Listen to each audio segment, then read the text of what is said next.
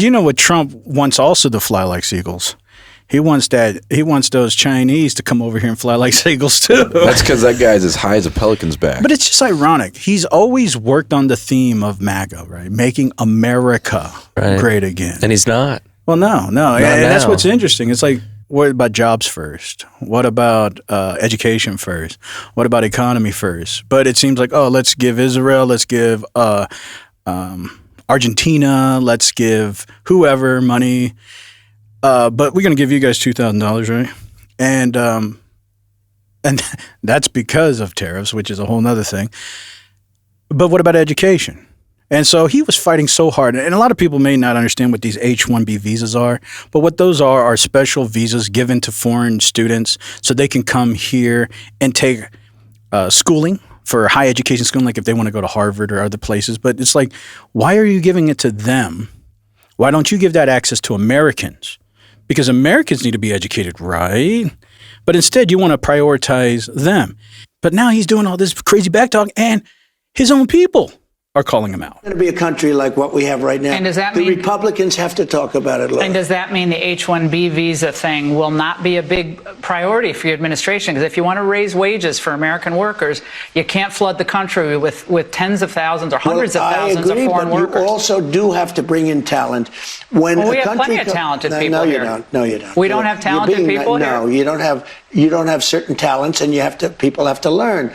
You can't take people off an unemployment line and say, I'm going to put you into a factory where we're going to make missiles, or I'm going to put How did we ever do it before? Well, When you and I were I'll give you an example. In Georgia, they raided because they wanted illegal immigrants out.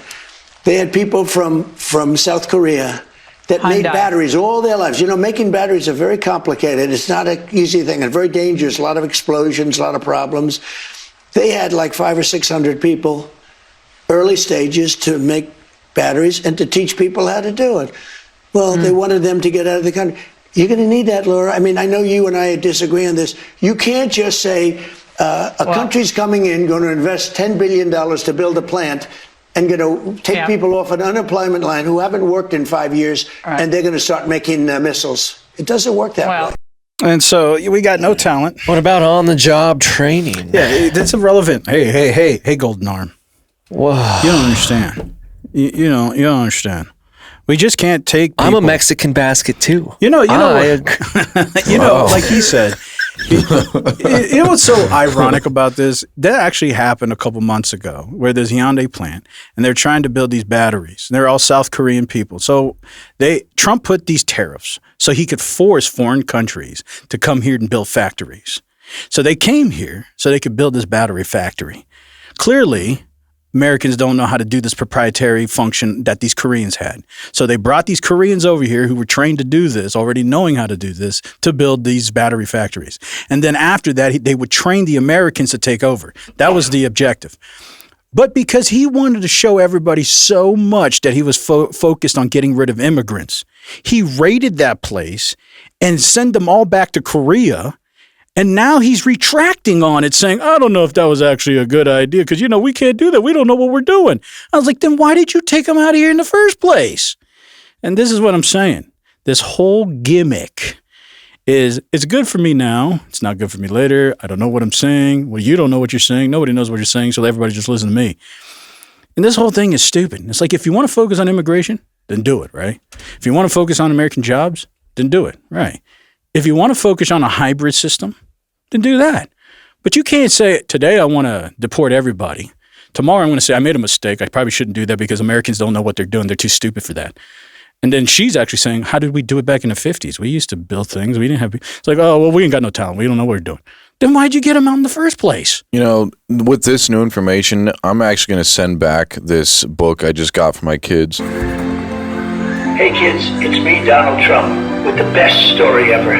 A long time ago in a little town called Bethlehem. Very nice place. Something big happened. God had a super plan for two amazing people, Mary and Joseph. They were about to get big news. One day, Mary is visited by the angel Gabriel, top angel, great messenger. He says to Mary, listen, you're going to have a baby, and not just any baby, the Son of God. It's going to be incredible, the best baby ever. I've seen enough. I just got this for my kids, and now it's ruined. I don't know if I can trust the guy. You should anymore. send this to your kids instead. Beware the sewer king. He is on the move, out from the sludge realm and into the city. Will he make his fortune? Probably not, but he will most certainly try. There's your sewer king. I like that. I don't know what to tell people. It's the same. It's the same. Like I say, it's the same old devil, just a different shovel. And so we're going to have to figure out what to do here. There's a lot of narratives floating around. They want us to believe something, but it's just convenience. It's just whenever it's convenient. People are living on the fast track of life. They're on the highway to hell.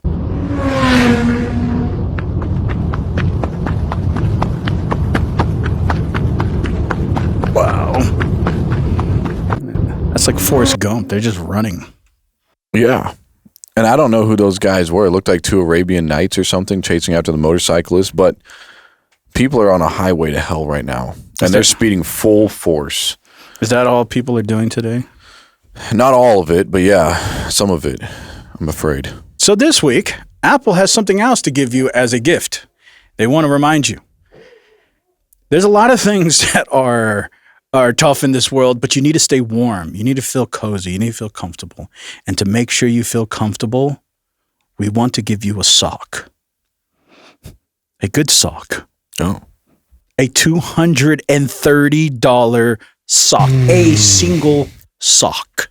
Whoa. This is your prison for a penny. So today Apple announced a new accessory called the iPhone Pocket, and it costs up to $230, but there is actually a way that you can get one of these for much, much less. So what you want to do first is grab any crew length sock that you have laying around, ideally one that you don't plan on wearing again, and then we just want to line up the iPhone on the bottom edge. Next, we'll make a long cut down the middle of it so we have somewhere to slide the phone in, and your cut probably won't look as nice as Apple's, which I'm guessing is where all of that extra added cost comes in. And just like that, you slide in your phone and you're done. You have your very own iPhone sock and you didn't even need to leave your home. I don't know. This is all just ridiculous. Who's buying socks for their phones? Yeah, at least it could have been like a Nike Elite anti-sweat. Why don't you just make a big condom for your phone? It's probably next on the line. Yeah. Well, some people are probably allergic to latex. Probably. Yeah, so make it a lambskin. I mean, we know what the average iPhone user looks like. Wow, I saw this. See, this guy, he knows about rest. That's what we want. I don't get it. That's a cool breeze all through the night. Yeah. That's equal What distribution if you of hear air. something in your house? Well, you better not hear anything. It'll be the last thing you hear. Well, at least it'll be more. At least you can go out in peace, because that'll be the last thing you hear Yeah. in the creeps of the night. But